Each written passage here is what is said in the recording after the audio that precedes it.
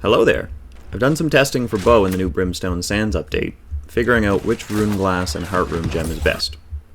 If you aren't a bow user, hang in there to better understand what you're up against in what I'm confident will continue to be a very strong bow meta. First up, let's cover Heartgems. For decks, we really only have two options, the cannon shot or stone form. Personally, I think stone form is much more valuable. If you've ever played a MOBA, you know what actives are. Heart runes are basically like an active, and the ability to cleanse, CC, and heal is just too strong to pass up in exchange for the cannon shot's damage. There's three options for stone form. Stalwart is easily the best one, in my opinion, as it doesn't limit your damage, and it's a sizable heal over 5 seconds.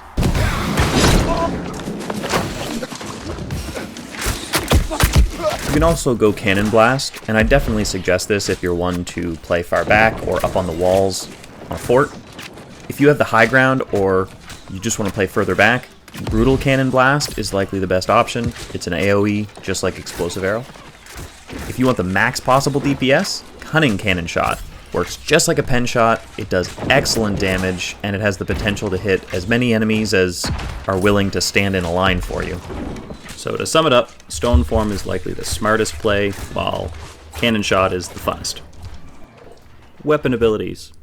I think for bow, pretty well all 6 of them are viable, but I'll still share my screen. This is how I'm setting up my bow currently. I think you could probably trade out one of these abilities for explosive arrow if you really want to. I also think that evade shot is probably better for duels and maybe even arena over rain of arrows. Alright, let's talk about the most exciting part of this bow meta change, which is Runeglass gems.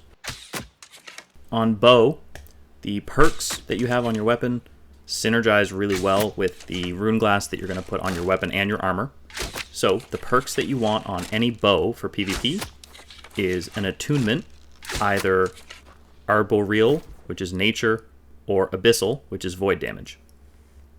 You don't want ice or fire attunement, because people actively build resistances to these damage types. The ideal perks that you're looking for after an attunement is Keenly Jagged or Keenly Empowered, personal preference, and then Vicious or Enchanted or Vorpal. Vicious is definitely the best, but Enchanted or Vorpal could be if you're not looking to spend 200k on a bow. I actually have Keen right now, but what I'd really rather have than Keen is Keenly Empowered, if I'm being honest. For the Runeglass on the bow itself, I have the Abyssal Amethyst.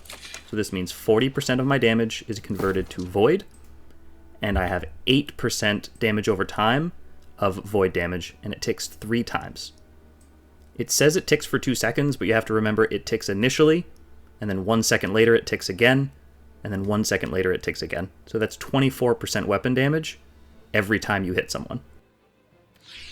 The reason I'm not running the standard Opal is because the meta for light users has been to build a lot of thrust resistance. Some folks even have full emerald slotted, especially healers and other ranged. It also helps that your void damage isn't conditional on you being less than full stamina, like Opal is. By transferring as much damage as possible into void, or nature, less of your damage gets mitigated by enemies and allows you to actually do more damage. The reason I suggest void or nature and not fire or ice is because no one is building nature or void resistance typically, and because we want to max out our elemental damage, the attunement, the damage over time, and the 40-60 split. You're also going to want to put the Abyssal Runeglass in all of your armor, along with whatever your regular gem is, so Onyx, Diamond, Opal, Emerald for thrust resistance, a mix of all of them. Abyssal gives you a 2% bump per gem to void damage, so 10% total, meaning a 10% boost to all of your void damage that you're doing. It counts the attunement, the damage over time, everything. You can actually boost this damage one step further if you have a void damage perk on your ring. There's an option to put sighted onto your armor, and I know that I brought this up in the last video. It boosts your ranged attacks by 1%. It does affect only the thrust and the void split of your initial attack. It does not affect your attunements or damage over time at all. Remember, the goal is to do as much elemental damage as possible. You can see here in this clip, for example, this mage took more void damage from my initial attack than thrust damage. The split is 60% thrust damage, 40% void damage. Even with my extra, 10% boost of void damage from my gems, it still only makes it 44% void damage on a neutral target with equal resistance.